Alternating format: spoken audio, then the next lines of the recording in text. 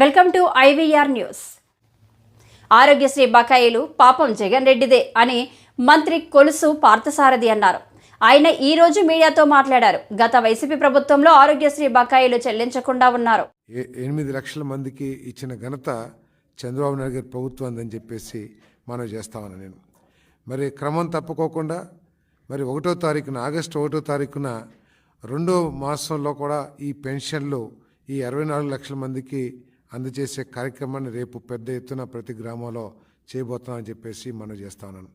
మరి దీన్ని చాలా క్రమశిక్షణతో పూర్తిగా ఒకే రోజులో అందరికీ కూడా పెన్షన్లు ఇంటి దగ్గరే అందించాలనే లక్ష్యంతో ఈ ప్రభుత్వం పనిచేస్తుందని చెప్పేసి మనం చేస్తా ఉన్నాను. మొన్నటిదాకా గత ప్రభుత్వం చెప్పుకునేది 2,35,000 మందిని వినియోగించి మేము ఇంటింటికి పెన్షన్లు పంపుతున్నామని చెప్పేసి.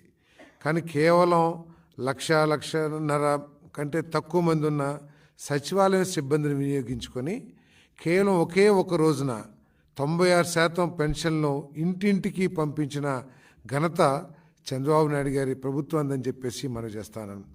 మోటివేట్ చేయగలిగిన నాయకత్వం ఉంటే ఈ రాష్ట్రంలోని అధికారులు కానివ్వండి లేకపోతే సిబ్బంది కానివ్వండి వీళ్ళందరూ ఏదైనా సరే చేయగలరు అని నిరూపించిన విషయాన్ని కూడా మీ దృష్టికి తీసుకొస్తామన్నా నేను.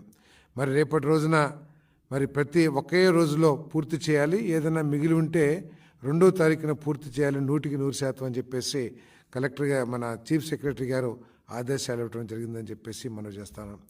అంతేకాకుండా గత నెలలో జరిగిన అక్కడక్కడ కొన్ని జిల్లాల్లో ఏదైతే సంఘటనలు జరిగినాయో ఈ పంపిణీలో కొంత తప్పులు కానివ్వండి లేకపోతే ఆలస్యం కానివ్వండి లేకపోతే కొంతమంది ఈ డబ్బుల్ని దుర్వినియోగం చేయటం కానివ్వండి ఇటువంటి సంఘటనలు పునరావృతం కాకూడదని చెప్పేసి మరి చీఫ్ సెక్రటరీ గారు ప్రభుత్వం చాలా స్పష్టమైన ఆదేశాలు ఇచ్చారు. ఒకవేళ అటువంటి పునరావృతం అయితే వారి మీద కఠిన చర్యలు కూడా తీసుకుంటామని చెప్పేసి కూడా ఈ సందర్భంగా తెలియజేస్తాను. మరి రాష్ట్ర ఆర్థిక పరిస్థితి తీవ్ర ఇబ్బందుల్లో ఉన్నా కూడా కేవలం గత ప్రభుత్వ చేతకానితనం మూలంగా ఒక దేశంలోనే 1-2 స్థానాల్లో ఉండాల్సిన ఈ రాష్ట్రం అదో ఆర్థికంగా మరి చితికిపోయిన విషయాన్ని ప్రతి ఒక్కళ్ళు కూడా ఇటీవల ముఖ్యమంత్రి గారు ఇచ్చిన వైట్ పేపర్ ద్వారా శ్వేతపత్రం ద్వారా కూడా అర్థం చేసుకున్నారు.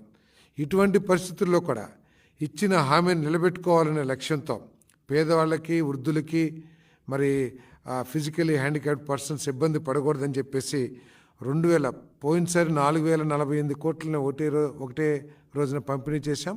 మరి రేపటి రోజున 4,000 లెక్కన అదేవిధంగా పెంచిన హ్యాండిక్యాప్డ్ పెన్షన్స్ ఇవన్నీ కూడా దాదాపు 2,737.4 కోట్లని ఒకటే రోజు పంపిణీ చేయబోతున్నామని చెప్పేసి కూడా ఈ సందర్భంగా తెలియజేస్తా ఉన్నాం.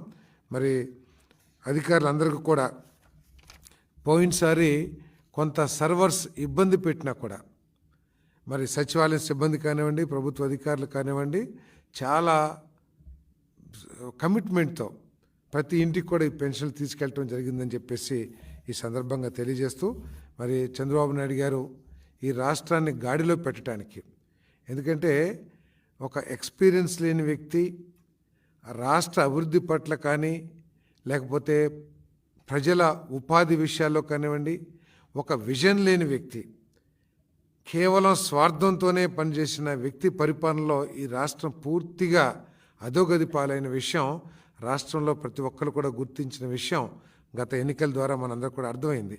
మరి ఇటువంటి రాష్ట్రాన్ని గాడిలో పెట్టడానికి అనేక సమస్యలున్నా కూడా మరి ఈరోజు చంద్రబాబు నాయుడు గారి నాయకత్వం మీద నమ్మకంతో ఇతర రాష్ట్రాల నుంచి పెట్టుబడిదారులందరూ కూడా మన ఆంధ్రప్రదేశ్ వైపు చూస్తున్నారని చెప్పేసి కూడా మనం చేస్తా ఉన్నాను.